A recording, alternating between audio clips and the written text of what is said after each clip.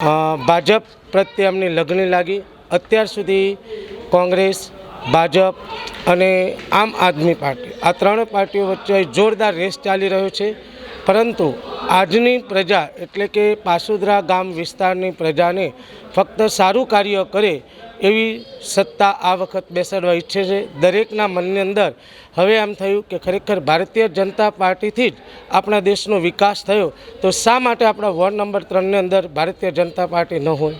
ખરેખર આ લોભામણી પાર્ટીઓ લોકોને એક લાલચ આપી જાય છે।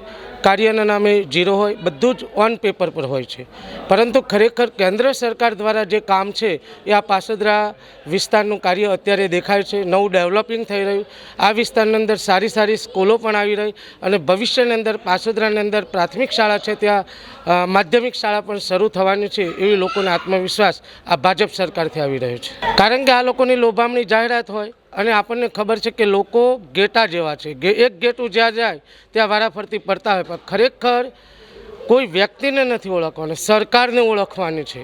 આપણા માનનીય વડાપ્રધાન શ્રી અત્યારે આ ભારત દેશને મહાસત્તા ઉપર જવા લઈ રહ્યા છે, એ માટે ખરેખર ભાજપ સરકાર અને ભાજપ સરકારને સમજે તેવા લોકોની જરૂરિયાત છે।